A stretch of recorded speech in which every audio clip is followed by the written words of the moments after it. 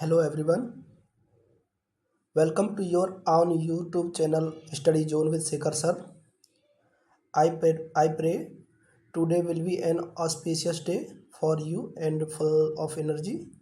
तो दोस्तों आज का ये कोटेशन आप में एक न्यू वेव जनरेट करने वाला है। दुनिया तुम्हें कहेगी तुम इस काबिल नहीं हो, तुम मुस्कुरा कर कहना ये तो समय बताएगा। तो दोस्तों जो आज का जो टाइम आपका चल रहा है, जो समय चल रहा है, ये बहुत आपके लिए कीमती है। ये आपकी लाइफ को एक नया मोड़ देने वाला है। तो ऐसे समय में लोगों का काम होता है कि आपको पीछे की ओर खींचना। तो वो आपसे आपके अंदर नेगेटिव चीज़ों को नेगेटिव थॉट आपके अंदर डालेंगे, तो आपको उनसे परेशान नहीं होना है और ना ही उनसे जवाबदेही करनी है। वो कुछ भी कहें, आपको बस मुस्कुरा कर जवाब देना है या फिर मुस्कुरा कर रह जाना है कि आगे आपका जवाब टाइम देगा। So let's start the video without delay. So friends, in the last video we understood matter, characteristic of matter, state, change in states by evaporation, vaporization, sublimation, diffusion, condensation, etc. Friends, many questions are asked from all these topics in every competitive exam. So in this video, we will discuss such questions which have come in the previous exam till now and many come in the future. So let's start the video.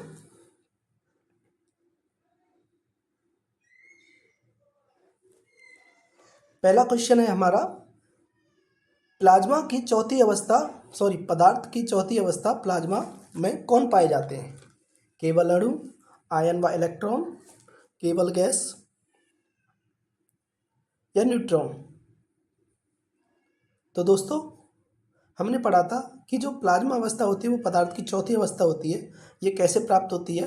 जब हम gas को उच्च ताप पर गर्म करते हैं तो वह आयनों एवं मुक्त इलेक्ट्रॉनों की फॉर्म में बन जाती है। तो प्लाज्मा अवस्था कौन सी अवस्था में पाई जाएगी? आयन व इलेक्ट्रॉन की अवस्था में। तो इसका आंसर कौन सा होगा? बी होगा।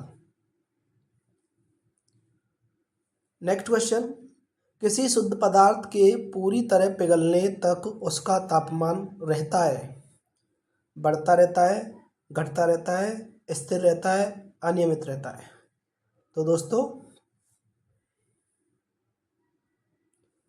जब किसी पदार्थ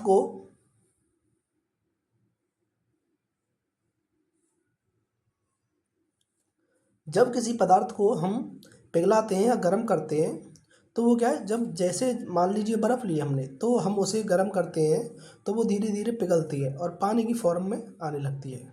तो हम देखते हैं जो पानी का जो टेम्परेचर होता है और जो बर्फ़ का जो टेम्परेचर होता है वो सेम होता है। तो इसका मतलब क्या हुआ कि जब तक पूरी जो बर्फ़ होती है वो पूरी तरीके से पूरी पानी में नहीं बदल जाती है तब तक जो पदार्थ का जो टेम्परेचर होता है, जो तापमान होता है, वो कैसा होता है? कांस्टेंट होता है। तो हमारा राइट आंसर क्या होगा? सी ऑप्शन, स्थिर रहता है। अगला क्वेश्चन है, गलन की गुप्त ऊष्मा की एसआई यूनिट कौन सी है? तो हमने पढ़ा था गलन की गुप्त ऊष्मा के बारे में। तो गुप्त ऊष्मा की जो एसआई यूनिट है कौन सी है? जूल पर किलोग्राम इंटू केल्विन और कैलोरी। तो हमारा राइट आंसर होगा दोस्तों जूल पर किलोग्राम। तो आगे चलते हैं। अगला क्वेश्चन है हमारा, किसी ठोस में अशुद्धियाँ मिलाने से उसके गलनांक पर क्या प्रभाव पड़ता है? पहला बढ़ता है, दूसरा घटता है, कोई प्रभाव नहीं पड़ता, अनिश्चित रहता है। तो दोस्तों जब किसी ठोस में हम अशुद्धियाँ मिलाते हैं तो क्या होता है, जो उसके जो क्रिस्टल होते हैं, उनकी जो पार्टिकल होते हैं, उनकी जो स्ट्रक्चर होती है, वो जिस तरीके से अरेंज होते हैं एक दूसरे में, वो जो उनकी जो अरेंजमेंट होती है वो ख़त्म हो जाती है। तो जब ख़त्म हो जाएगी तो उनके जो उसके अंदर जो इंटरमोलिक्यूलर जो फोर्स था वो क्या हो जाता है, कमज़ोर पड़ जाता है, वीक हो जाता है। अब वीक हो जाएगा जब फोर्स उनके अंदर जो अट्रैक्शन फोर्स लग रहा था वो कम हो जाएगा, तो क्या होगा, उसका गलनांक क्या होगा, फिर उसका मेल्टिंग पॉइंट क्या हो जाएगा, वो भी कम हो जाएगा। तो आंसर क्या होगा, बी आंसर।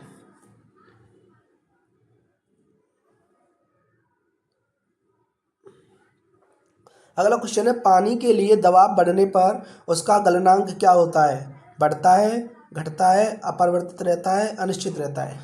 तो पानी के लिए दोस्तों जब हम बात करते हैं तो दबाव बढ़ने पर उसका गलनांक क्या होता है। तो हम जानते हैं कि जो ठोस होते हैं, जब पानी को हम दबाएंगे, पानी पर दबाव लगाते हैं तो वो किस में आएगा, पानी लिक्विड फॉर्म में होता है। और जब पानी लिक्विड फॉर्म में होता है तो जब उस पर प्रेशर डालते हैं तो वो किस में आएगा, जब उसकी जो पार्टिकल्स होते हैं वो नज़दीक आएंगे तो वो किसकी फॉर्म में आने लगेंगे, सॉलिड की फॉर्म में। तो और सॉलिडों में जो सॉलिड होते हैं, जो ठोस होते हैं, उनका जो गलनांक होता है वो कैसा होता है, बढ़ता है। तो यहाँ पे पानी के लिए दबाव बढ़ाने पर उनका गलनांक क्या होगा, बढ़ता है। तो दोस्तों बढ़ता है, घटता है, अपरिवर्तित रहता है, अनिश्चित रहता है। दोस्तों इसका आंसर बढ़ता है नहीं है। क्यों नहीं है, क्योंकि जो जो ठोसों के लिए जो गलनांक जो बढ़ता है, ठोसों में जो अधिक होता है, उसका एक अपवाद होता है, वो होता है बर्फ़। अब अपवाद कैसे होता है, जो बर्फ़ होती है दोस्तों, बर्फ़ के जो पार्टिकल होते हैं, जो कण होते हैं, उनके बीच में जो गैप होता है वो बहुत ज़्यादा होता है।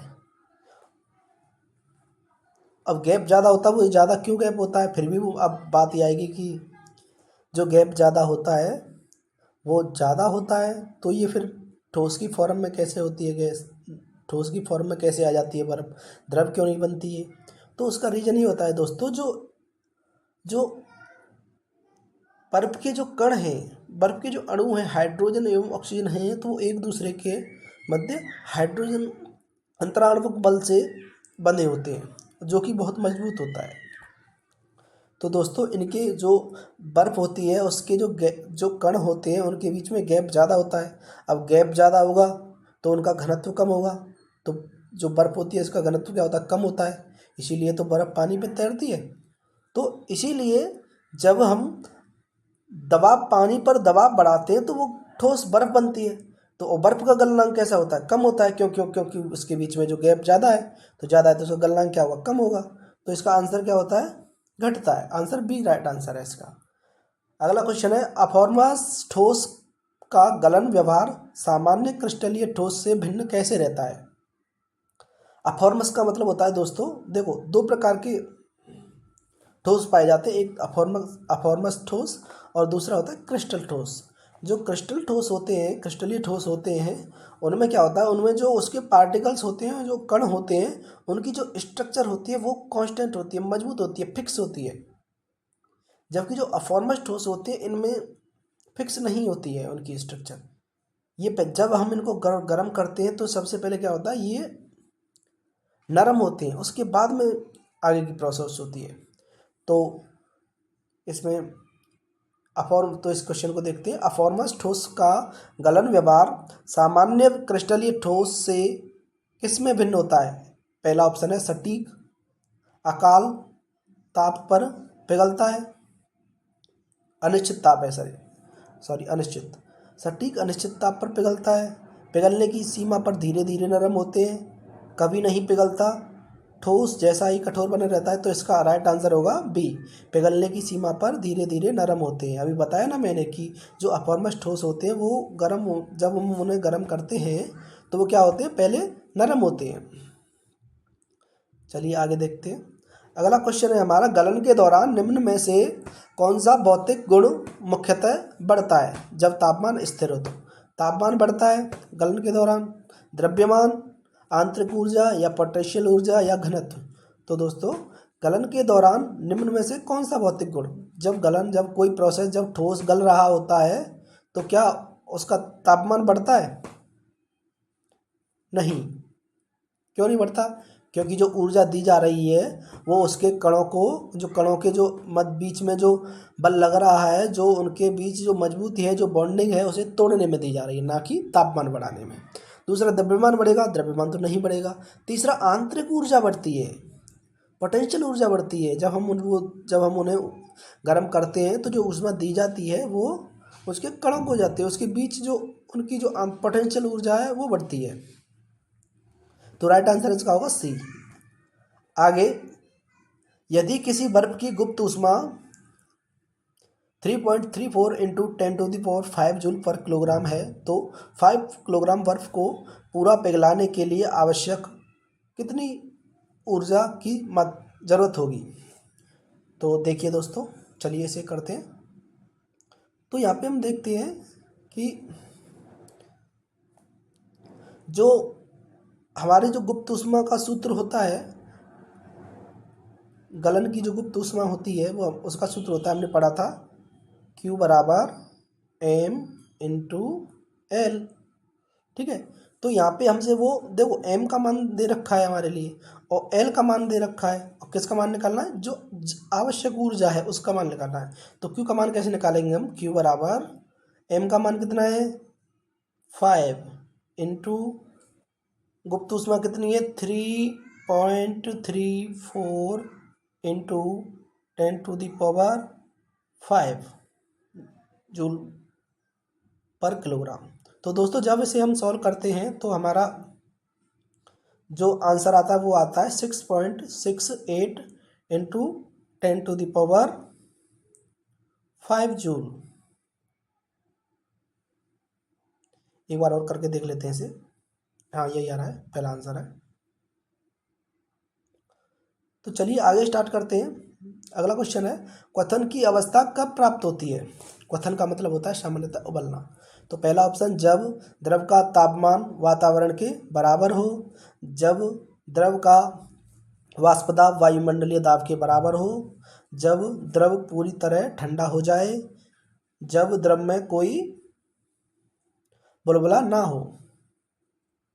तो दोस्तों, इसके बारे में हमने बताया था, क्वथन जब क्वथन की अवस्था चल रही होती है तो क्वथन की प्रक्रिया तब चालू होती है जब जो बाहर से वायुमंडलीय दाब का मतलब जो बाहर से जो दाब लग रहा है, जब बाहर से जो दाब लग रहा है, वायु दाब लग रहा है, वायुमंडलीय दाब लग रहा है, वो जो द्रव होता है उसके वाष्प दाब कैसा हो जाए, बराबर। तो इसका राइट आंसर क्या होगा, बी।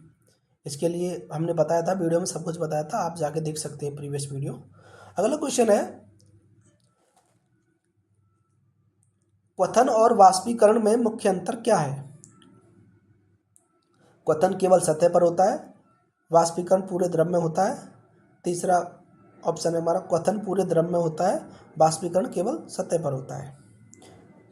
और डी ऑप्शन है हमारा, दोनों एक जैसे होते हैं। तो दोस्तों देखो, जब हमने पढ़ाया था वीडियो में तो हमने बताया था क्वथन क्या है। क्वथन वह प्रक्रिया है जो एक निश्चित तापमान पर शुरू होती है, और उस निश्चित तापमान को क्या बोलते हैं हम, क्वथनांक। तो क्वथनांक वह ताप है जिस पर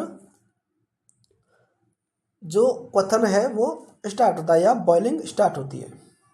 तो अब इसका फिक्स हो गया, मतलब फिक्स टेम्परेचर है इसका, उसी पे ही होगा।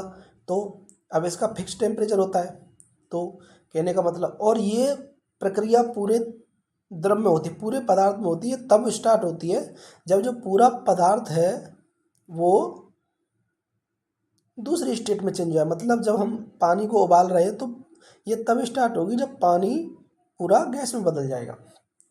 तो इसका राइट आंसर होगा हमारा सी, मतलब क्वथन पूरे द्रव में होता है और वाष्पीकरण किस पे होता है, सतह पर। वाष्पीकरण के बारे में बताया था, वाष्पीकरण किसी भी ताप पर होता है, तो ये सतह पे भी होता है। तो इसका राइट आंसर होगा सी। चलिए आगे चलते हैं। वाष्पीकरण क्या है, द्रव का पूरे द्रव्यमान से वाष्प में बदलना, द्रव का सतह से वाष्प में बदलना, ठोस का सीधे गैस में बदलना, गैस का द्रव में बदलना। तो दोस्तों इसका राइट आंसर होगा द्रव का पूरे द्रव्यमान से वाष्प में बदलना। और दूसरा है द्रव का सतह से वाष्प में बदलना, ये क्या कहलाता है, वाष्पीकरण कहलाता है। ठोस का सीधे गैस में बदलना क्या कहलाता है, सब्लिमेशन कहलाता है। गैस का द्रव में बदलना क्या कहलाता है, गैस का द्रव में बदलना क्या कहलाता है? संघनन कहलाता है। तो राइट आंसर हमारा होगा ए। तो चलिए आगे चलते हैं। अगला क्वेश्चन है हमारा, वाष्पीकरण किस तापमान पर हो सकता है? वाष्पीकरण किस तापमान पर होता है? तो वाष्पीकरण किस तापमान, पहला ऑप्शन है हमारा केवल 0 पर होता है, ये तो हो नहीं सकता। केवल 100 डिग्री सेल्सियस पर होता है। अब इसके लिए तो फिक्स टेम्परेचर होगा, 100 डिग्री सेल्सियस पर तो क्या होता है? क्वथन होता है, उबलता है, तो ये भी नहीं हो सकता। किसी भी ताप पर हो सकता है, केवल उच्च ताप पर हो सकता, तो ये उच्च ताप पर भी नहीं हो सकता। तो इसका राइट आंसर है किसी भी ताप पर हो सकता है। मतलब वाष्पीकरण वह प्रक्रिया है जो किसी भी ताप पर हो सकती है और सतह पर होती है, सतह पे भी होती है। अगला क्वेश्चन है, वाष्पीकरण की दर किन कारकों पर निर्भर करती है? सतह के क्षेत्रफल पर, तापमान पर, वायु की गति पर और उपरोक्त सभी। तो इसका राइट आंसर होगा दोस्तों उपरोक्त सभी पर, क्योंकि सतह के क्षेत्रफल पे भी डिपेंड करती है और तापमान पर भी। जब तापमान बढ़ाते हैं तो उनकी जो कणों की जो गतिज ऊर्जा है वो बढ़ जाती है, तो वाष्पीकरण की दर भी बढ़ेगी। और वायु की गति बढ़ेगी तो जो वायु दाब बढ़ेगा वो बढ़ेगा, तो वाष्प दाब भी बढ़ेगा। आई होप आप समझ पाए होंगे। अगला क्वेश्चन है हमारा, वाष्पीकरण की प्रक्रिया के दौरान द्रव का तापमान क्या होता है? वही राइट आंसर इसका बताइए। बढ़ता है, घटता है, स्थिर रहता है, अनिश्चित रहता है? तो इसका आंसर भी क्या होगा? स्थिर रहता है। अगला क्वेश्चन है, पसीना वाष्पीकरण के कारण शरीर को क्या करता है? गर्म करता है, ठंडा करता है, कमजोर करता है, भारी करता है? तो दोस्तों जब वाष्पीकरण होता है, वाष्पीकरण अभी हमने पढ़ा था वीडियो में हमारी में देखा था हमने कि वाष्पीकरण जो होता है वो सतह से होता है। कहाँ से होता है? सतह पे होता है। तो सतह का मतलब जैसे हम जब पसीना आता है तो हमारी बॉडी से, इस सरफेस से ये किस में बदल जाता है? गैस में बदल जाता है। तो जब गैस में बदलेगा तो जो गतिज ऊर्जा होगी अंदर, जो मतलब कणों की जो गतिज ऊर्जा होती है वो क्या हो जाती है? कम होती है। तो कम हो जाएगी तो ऑटोमेटिक क्या हो जाएगा? पानी ठंडा हो जाता है। ऐसे क्या शरीर क्या हो जाता है? ठंडा हो जाता है। तो इसका राइट आंसर होगा बी। अगला क्वेश्चन है, मिट्टी के घड़े में रखा पानी ठंडा क्यों हो जाता है? घड़ा पानी सोख लेता है, घड़े का रंग हल्का हो जाता है, घड़े की सतह से पानी का वाष्पीकरण होता है, घड़ा तापमान कम कर देता है? तो दोस्तों घड़ा पानी सोख लेता है ये गलत है, घड़े का रंग हल्का होता है ये गलत है, घड़ा तापमान कम कर देता है ये भी गलत। तो इसका राइट आंसर दोस्तों होगा घड़े की सतह से पानी का वाष्पीकरण होता है। दोस्तों जब हम मटके में पानी रखते हैं तो जो पानी होता है वो उसकी सतह, जो मिट्टी की जो जो उसकी दीवारें होती हैं घड़े की, उनके बीच खाली खाली जगह होती है, तो उनमें पानी अंदर चला जाता है। वहाँ से जाके वो उसकी सतह पे आ जाता है, मटके की सतह पे आ जाता है। तो वहाँ से क्या होता है? फिर सतह पे आ जाता है, तो सतह पे आने पर वो वाष्प वाष्प बन के उड़ जाता है। अब पानी के कणों की गतिज ऊर्जा कम हो जाएगी, गतिज ऊर्जा कम हो जाएगी तो पानी कैसा हो जाता है? ठंडा हो जाता है। तो राइट आंसर क्या है इसका? घड़े की सतह से वाष्पीकरण हो जाता है। अगला क्वेश्चन आगे देखते हैं हम, गीले कपड़े धूप में और हवा में जल्दी क्यों सूख जाते हैं? क्योंकि पहला ऑप्शन, वाष्पीकरण की दर अधिक होती है, कपड़े हल्के हो जाते हैं, सूर्य कपड़े सोख लेता है, हवा कपड़े में प्रवेश कर जाती है। तो दोस्तों सूर्य कपड़े सोख लेता है ये तो इसका आंसर है नहीं, कपड़े हल्के हो जाते हैं ये भी इसका आंसर नहीं है, हवा कपड़े में प्रवेश कर जाती है ये भी इसका आंसर नहीं है, गीले कपड़े धूप और हवा में जल्दी वाष्पीकरण की दर अधिक हो जाती है। तो इसका राइट आंसर होगा वाष्पीकरण की दर अधिक हो जाएगी। क्यों? क्योंकि जब हवा ज़्यादा होगी तो उसमें प्रेशर डालेगी तो वो जो कण होगा उनको बहा के भी ले जाएगी और धूप की वजह से उनका वाष्पीकरण होता है। अगला क्वेश्चन हमारा, विसरण किस कारण होता है? गुरुत्वाकर्षण बल के कारण, दाब का प्रभाव, अणुओं की अनवरत गति के कारण, ऊष्मा का आदान प्रदान? तो विसरण का मतलब होता है दोस्तों फैलना, किसी पदार्थ के कणों का उसके कणों की गति के कारण फैलना क्या कहलाता है? विसरण कहलाता है। तो अब कणों की गति की बात हो रही है तो यहाँ पे राइट आंसर क्या होगा? राइट आंसर होगा इसका अणुओं की अनवरत गति के कारण। अगला क्वेश्चन है, ग्राम का नियम किससे संबंधित है? दोस्तों तो ग्राम का नियम किससे संबंधित? वाष्पीकरण से, विसरण से, क्वथन से, संघनन से। तो जो ग्राहम का नियम होता है वो विसरण से संबंधित होता है दोस्तों। ग्राम का नियम क्या कहता है? ग्राम के नियम के अनुसार किसी पदार्थ के विसरण की दर उस पदार्थ के द्रव्यमान के वर्गमूल के व्युत्क्रमानुपाती होती है।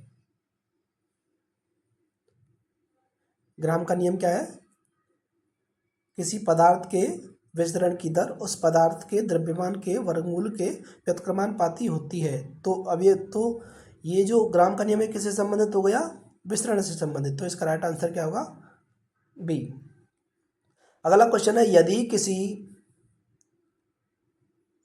यदि किसी गैस ए का अणुभार 4 है और बी गैस का अणुभार 16 है तो उनके विसरण की दर का अनुपात क्या होगा?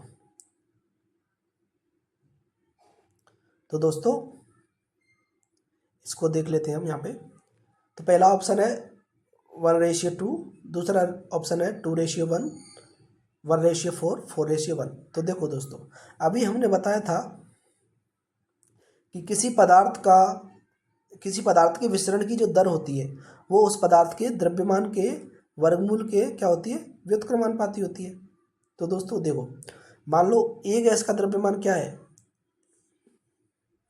यहाँ पे हम ऐसे देख सकते हैं। ए गैस का द्रव्यमान m1 मान लो और बी गैस का द्रव्यमान क्या होगा? m2 मान लो। ठीक है। अब ग्राहम के नियम के अनुसार क्या था? पदार्थ के विसरण की दर उस पदार्थ के वर्गमूल के व्युत्क्रमानुपाती होती है। कहने का मतलब जो विसरण की दर होगी ए पदार्थ के वो क्या होगी? 1/√m1। और दूसरी दोस्तों, जो दूसरा पदार्थ था बी, उसका द्रव्यमान कितना लिया था हमने? m2। तो उसके विसरण की दर क्या होगी? 1/√m2। अब इनका हमें अनुपात निकालना है। तो अनुपात ऐसे निकालेंगे इसका। जब इनका अनुपात निकालते हैं दोनों का तो क्या होता है? ये जो m2 होता है ये तो ऊपर पहुंच जाता है और जो m1 होता है ये क्या होता है? नीचे रहता है। तो इस तरीके से इनका जो अनुपात निकलेगा दोस्तों वो होगा √m2/√m1। तो m2 का मान कितना है यहाँ पे? 16 और m1 का मान कितना है? 4। जब हम इसको कैलकुलेट करते हैं तो हमारा आंसर निकल के आता है 2:2:1। तो इसका राइट आंसर क्या होगा? बी होगा दोस्तों। तो राइट आंसर इसका बी होगा। आई होप आप समझ पाए होंगे। अगला क्वेश्चन है, शुष्क बर्फ वायुमंडलीय दाब पर किस में बदलता है? ठोस कार्बन डाइऑक्साइड में, गैसीय कार्बन डाइऑक्साइड में, ठोस ऑक्सीजन में, जल में। तो दोस्तों इसका आंसर होगा गैस कार्बन डाइऑक्साइड में। क्यों? क्योंकि जो शुष्क बर्फ होती है ये सब्लिमेशन को दिखाती है और सब्लिमेशन का मतलब होता है ठोस से सीधा गैस में बदलना। तो जो शुष्क बर्फ होती है जब इसे हम गर्म करते हैं तो सीधा कार्बन डाइऑक्साइड गैस में बदल जाती है। तो इसका राइट आंसर बी होगा। अगला क्वेश्चन है, आयोडीन का ऊर्ध्वपातन होने पर किस रंग की गैस बनती है? जब आयोडीन को हम गर्म करते हैं तो किस रंग की गैस बनती है? पीली, बैंगनी, हरी, नीली। तो इसका राइट आंसर होगा दोस्तों बैंगनी। तो चलिए आगे चलते हैं। अगला क्वेश्चन है हमारा, निक्षेपण किसके विपरीत प्रक्रिया है? निक्षेपण किसके विपरीत प्रक्रिया है? गलन, क्वथन, ऊर्ध्वपातन, संघनन। तो दोस्तों निक्षेपण का मतलब होता है जमना। निक्षेपण का मतलब जमना और निक्षेपण को यहाँ पे मतलब गैस का किसमें बदलना? ठोस में। अब इसका विपरीत क्या होगा? ठोस से गैस में बदलना। ठोस का गैस में बदलना क्या कहलाता है? ठोस का सीधे गैस में बदलना बिना द्रव अवस्था में आए क्या कहलाता है? ऊर्ध्वपातन। तो इसका राइट आंसर क्या होगा? ऊर्ध्वपातन। अगला क्वेश्चन है हमारा, सर्दियों में पत्तियों पर बर्फ जमना बिना पानी बने किस प्रक्रिया का उदाहरण है? तो दोस्तों पत्तियों पर जो बर्फ जमती है सीधे, मतलब जो गैस होती है, जो कण होते हैं वायु के, वो सीधे जमते हैं बिना पानी आए, बिना पानी बने। तो और जो सीधे गैस से ठोस में बदलता है उसे क्या बोलते हैं? हम निक्षेपण बोलते हैं। तो इसका राइट आंसर भी क्या होगा? निक्षेपण। अगला क्वेश्चन है, संघनन किसे कहते हैं? ठोस का द्रव में बदलना, द्रव का गैस में बदलना, गैस का द्रव में बदलना, ठोस का गैस में बदलना। तो दोस्तों हमने बताया था वीडियो में, गैस का द्रव में बदलना क्या कहलाता है? संघनन कहलाता है। चलिए आगे चलते हैं। तो आज के लिए इतना ही। आई होप आप समझ पाए होंगे। तो दोस्तों ये वो क्वेश्चन है जो एग्जाम में इनसे बार शायद जाने की संभावना है। ये वो क्वेश्चन है जो अधिकतम लेवल तक पूछे जा सकते हैं कंपटीशन के एग्जामों में। तो आज के लिए इतना ही। अगर आपको हमारा वीडियो पसंद आया हो तो चैनल को सब्सक्राइब करें। धन्यवाद।